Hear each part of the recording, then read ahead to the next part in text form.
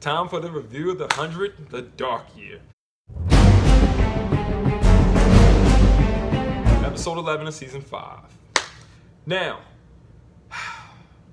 we were waiting for this. Ever since we heard the mention of the Dark Year, we also were waiting for this because we want to know why the heck is Octavia just so darn crazy now? You know what I mean? I saw a lot of tweets on Twitter of old, just old gifs of Octavia from season 1 or Octavia from like season 3 and stuff, and people saying, I miss this Octavia, where is she at? She's gone. She's gone, okay? She might still be in there.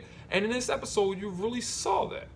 Because her and Bellamy, she keeps talking to him like, I'm here to save you. I'm trying to look out for you. Although she put him in the fighting pit, she wanted him to fight. You know what I mean? She actually wanted him to do things her way. And she thought maybe saying he's going to go in the fighting pit was going to do that. Nah, it didn't. Bellamy's done with her. He told her, he was like, I'm not fighting for you. I'm fighting for my family. People who are on the same page with me. But Octavia, we got a glimpse of why she is the way she is now. Certain situations can change a person's personality. I mean, you go through it. There was even a moment after Bellamy walked off when, he told her, I'm fighting for my family. I'm not fighting for you, I'm fighting for my family. Which he meant like Raven, Echo, Murphy, Maury. It hit her really pretty hard. She was crying a lot in this episode. In the flashbacks during the Dark Year, and also after talking with Indra and Bellamy. Because Indra told her, I hope you're right about this plan. She's saying this is the only way. After this, everything we've been through is going to be worth it. Octavia wants to take over the whole valley. You can see Octavia getting emotional when she's saying, it has to be. That insinuates that she knows there's doubt that this could fail. This could fail. And she's just saying that it has to work. It has to work, and this has to be enough. We're going to be finally happy and everything. So, at the same time, it doesn't make her seem so selfish, like she just wants what she wants. She's thinking, I know what's best, I know what we got to do, and I have to deliver. She's so worried about delivering one crew to the valley and finally getting happiness because she feels like she took the burden. She did what Clark did a lot of times, which was mentioned by Maddie. Clark always would take the burden off of other people, say, I'll do it so nobody else has to live with the results. You know what I mean? I'm going to come back to that. But one thing about Octavia, she did change. I thought we was going to get more of the Dark Year. I didn't think we was going to get too much of the present. I thought we was going to go back to the Dark Year a little bit more, but it did its purpose. But another thing it did, it showed us something. That Abby took just as much of a change as Octavia did. It was really Abby's idea for what they did in the Dark Year. They had to start eating human bodies because that's the only food they had. They had no more food. They had to wait, at least a year before they could start producing something to eat. But they had to start eating human bodies. So she decided people who go into the pit, whoever dies, we're going to eat them. And Abby told Octavia this. Octavia went along with it. Octavia did ask Marcus, give me a better solution. If you don't have a better solution, this is what we got to do. We just got to do what we got to do. Well, it started to weigh heavy on Abby too, as you can see. Her addiction and stuff like that all stems from there. She was broken just as much as Octavia. So it wasn't just Octavia that we found out was the person who had to go through something really terrible. Abby. She did one of those Clark moments, but she went further. She was just like, look, we got to do this. This is how it happened. Octavia really lost it because at one point she was saying everybody's got to eat. If people don't eat, they're going to drive themselves crazy. But she goes over to a dude and she's like, eat. You either one crew or you're against one crew. Remember that? Sounds like a dictator to me. Doesn't mean she's full on gone and everything. I understand that, people. We love Octavia. I still like her. But story-wise, she is the one that's tripping the most. But anyway, she told you either with one crew or against them. And he said, I would rather die with my brother who died than to eat this meat, human meat, from people here who we saw killed. And she shoots them. And then she goes down the line and starts shooting people because they wouldn't eat. She felt like that's what she's supposed to do. And she's crying while she's doing it. Marcus is like, chill out. She flipped. She lost it. She lost it. She really did. She didn't have to do that. Remember on the arc in season 1 when they didn't have enough air and food to take care of everybody? They came to the conclusion we have to ask people to volunteer. We have to ask them to volunteer to, die, to help others here last longer. And people were doing it for their children. People were doing it for their loved ones. Some people were just doing it because, they had that good heart. They didn't even give everybody in the bunker a choice like that. They could have let everybody know the situation and say, if anybody want to volunteer, anyone. It's hard to volunteer for something like that. One thing that was funny, they didn't even cook the meat. I guess I missed something. They didn't have any fire that they could make, or it wasn't safe to have a fire down there or something like that. They didn't even cook the meat.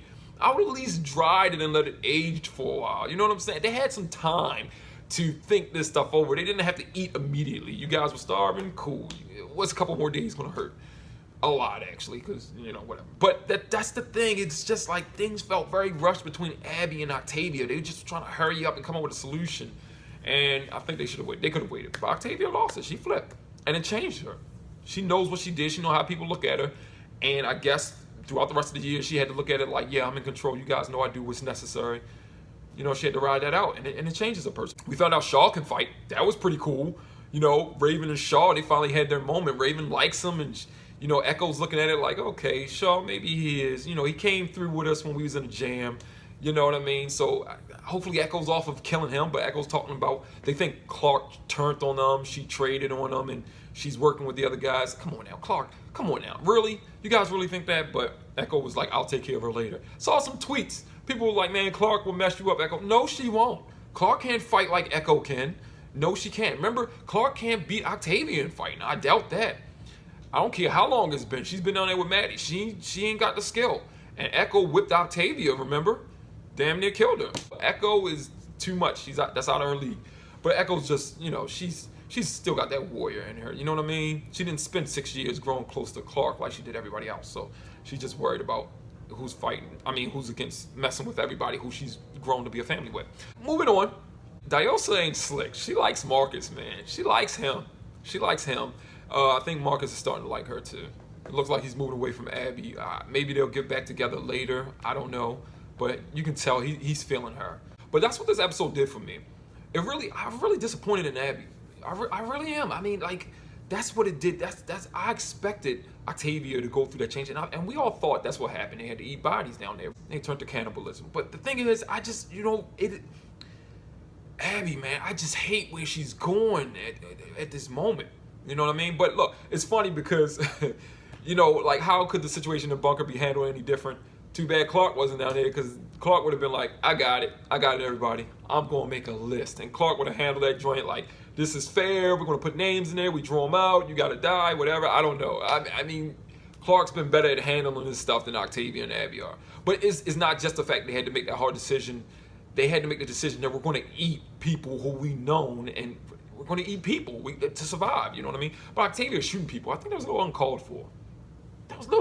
Imprison them or something for a while. Let them think it over. Explain to them. She just started shooting people. This is a good episode.